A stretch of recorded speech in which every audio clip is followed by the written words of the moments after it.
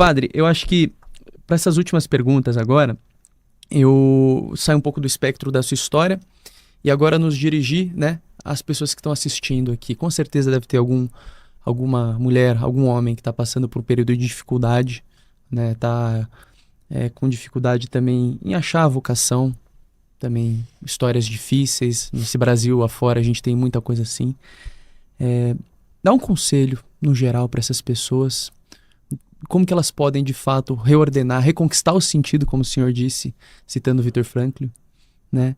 E realmente tomarem posse da vida dessas pessoas e achar um sentido, uma luz no fim do túnel. Me lembro uma frase que São João Paulo II sempre falava. A vocação é o olhar carinhoso de Deus sobre cada pessoa. Todos nós temos uma vocação. E a vocação, ela antecede tudo aquilo que você possa ter feito na vida. Um fato curioso que minha mãe foi me contar muito tempo depois, eu já era padre. Eu até perguntei para ela, por que a senhora não falou isso antes? Ela falou que ela não queria me influenciar.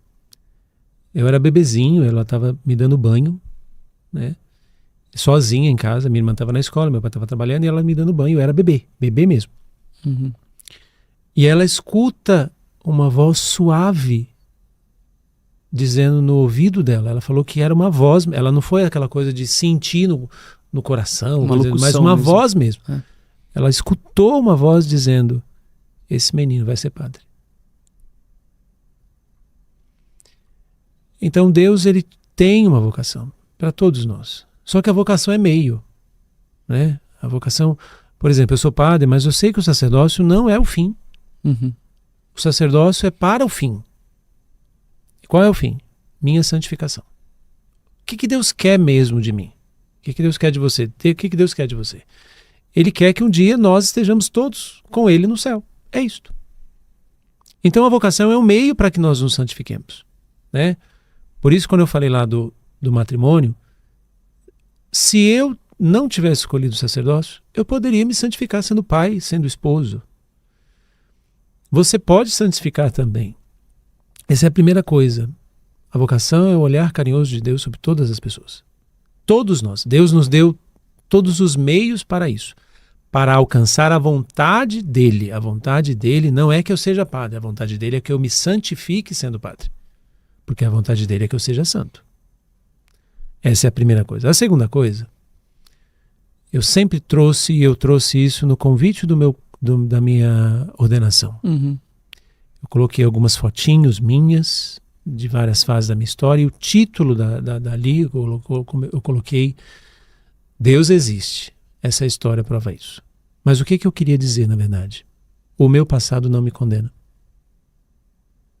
O meu passado está cravado na cruz de Cristo.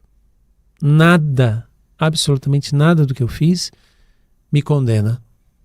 Enquanto eu caminho neste mundo, a misericórdia de Deus me alcança. Eu sou fruto dessa misericórdia, né? Até na festa do domingo da misericórdia, há poucos dias, eu dizia isso, né? A misericórdia de Deus é essa oportunidade que Deus nos dá para crer nele. Tanto que o evangelho do dia é o evangelho de Tomé. Não tem uma imagem mais bela da misericórdia, teologicamente falando, do que o diálogo de Jesus com Tomé.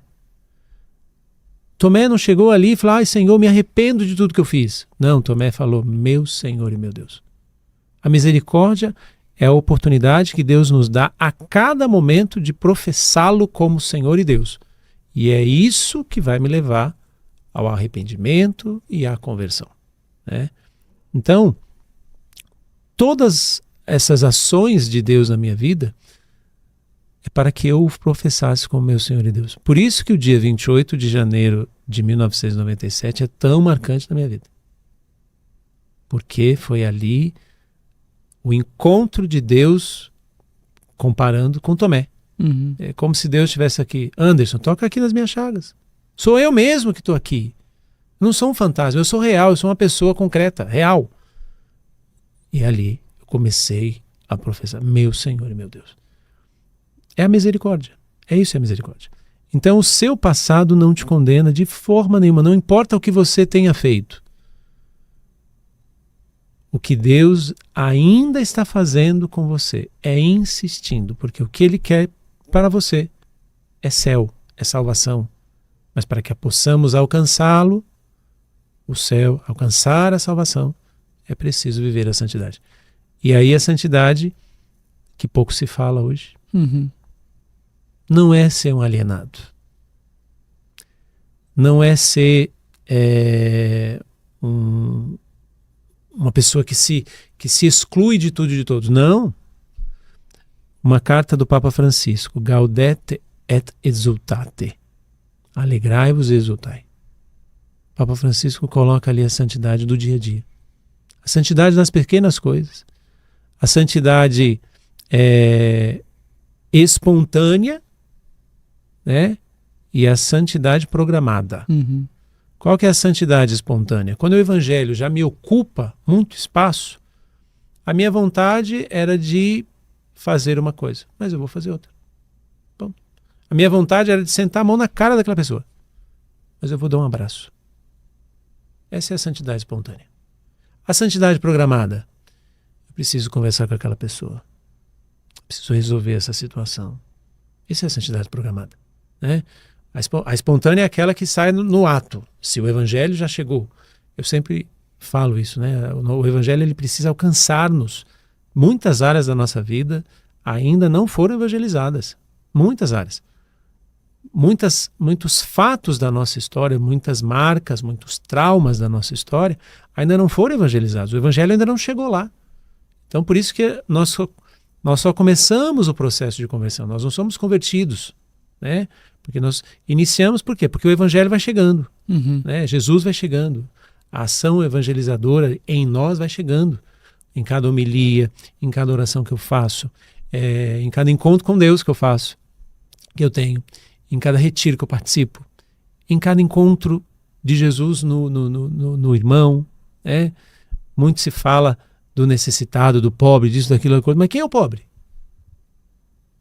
O pobre é aquele que me traz Jesus. O pobre não é só o pobre financeiramente falando. Não.